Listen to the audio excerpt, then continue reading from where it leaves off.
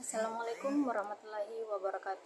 To honorable person, Mr. Dr. Kaharuddin SIPM Hume, and all of you guys whenever you watching this video.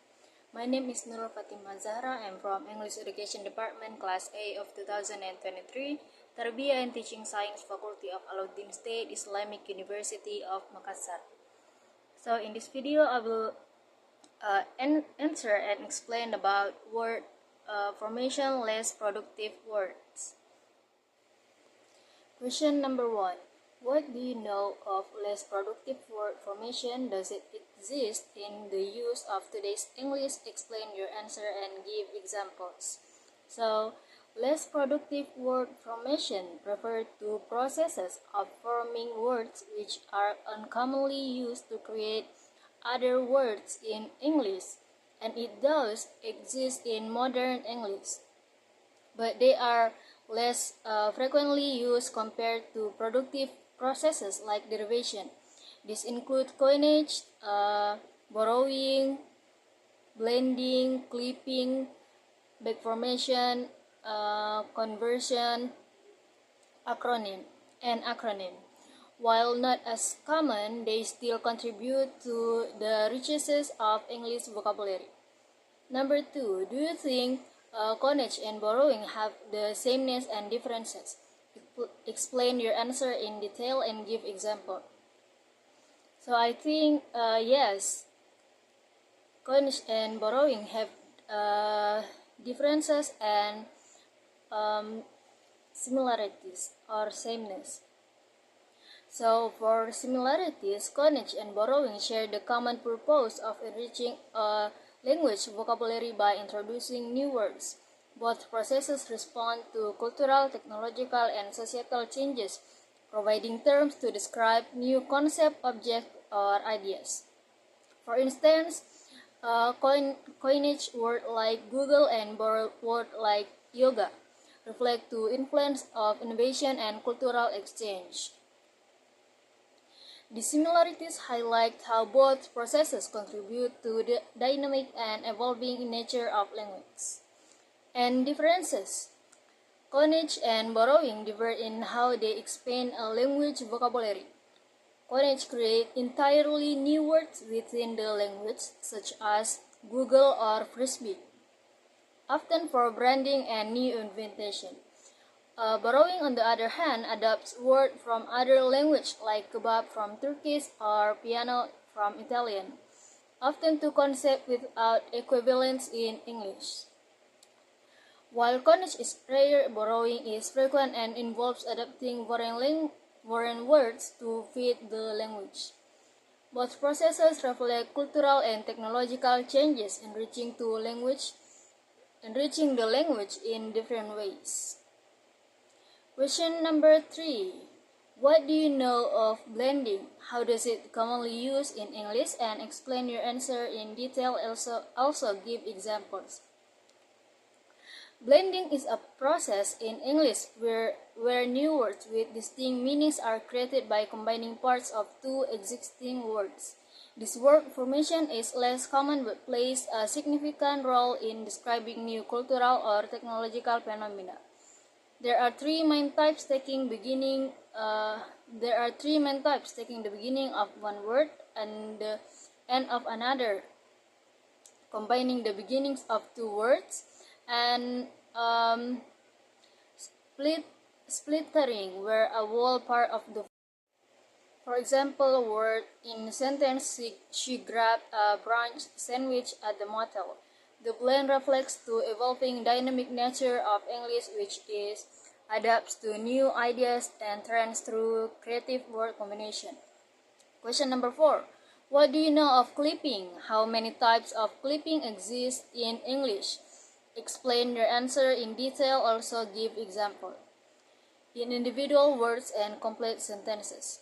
Clipping in English morphology is the process of creating shorter words by removing parts of longer words without changing their meaning or grammatical function. This phenomenon is common in informal and colloquial language. There are 4 main types of clipping. First is initial clipping. For example, sentence, I need to change my phone before leaving. 2 is medical clipping. Words, for example, is she excels in math and science. 3 is final clipping. He goes to the gym every morning. 4 is complex clipping. Examples is the telegram contain urgent news. Question number 5. What do you know of back formation? Explain your answer in detail and give example. Do you agree with saying that native speaker commonly react negatively to this kind of phenomenon? Why? Back formation is a linguistic process where a new word is created by removing a real or assumed affix from an existing word, often changes its grammatical category.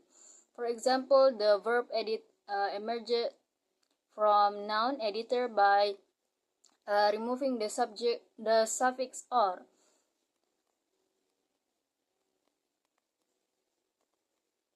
Number 6. What do you know of conversion? How many types of conversion exist in English? Explain your answer in detail and also give example in individual words and complete sentences. Conversion, also known as zero derivation, is a morphological process in which a word changes its parts of speech without altering its spelling or pronunciation. It is a common feature in English, making the language flexible and efficient. There are several types of conversion, and I will explain 3 of them. First is noun to verb conversion. This is the most frequent type, where nouns become verbs from, for example, bottle is noun, become to bottle verb. She bottles the water herself. 2 is verb to noun. Conversion is verb can function as nouns without modification. For instance, hit verb becomes a hit noun. The song was a big hit. Likewise, attacked as a noun can derive from to attack. 3 is adjective to noun conversion. Adjectives can become nouns like vinyl. Adjective become the final. She reached the final. Question number 7. What do you know of acronym? Does it really exist in use of English today? Explain your answer in detail. Also give example in individual words and complete sentences. Acronyms are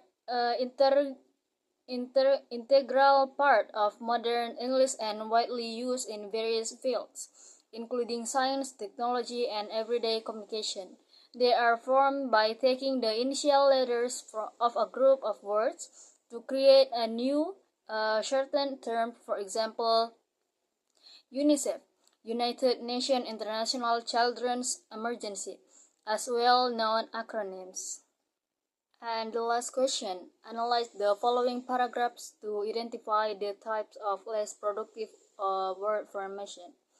I found one is initialism. Terms like AI, artificial intelligence, are formed by abbreviating the first letters of source words. These are simple and lack innovative new word creation.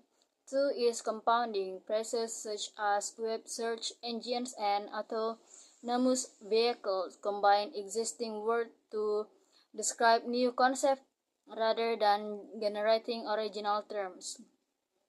3 is blending. Example like Chat GPT combine fragments of word from chat and GPT into a single terms.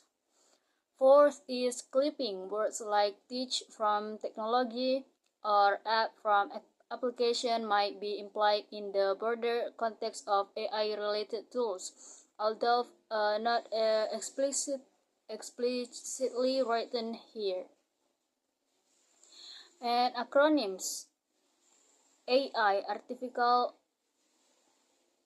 intelligence, is a common example, but there's also GPT, generative pre-trained transformer, This involves the use of initial but do not contribute entirely new terms. So that's all for today's video. Thank you for watching. Wassalamualaikum warahmatullahi wabarakatuh.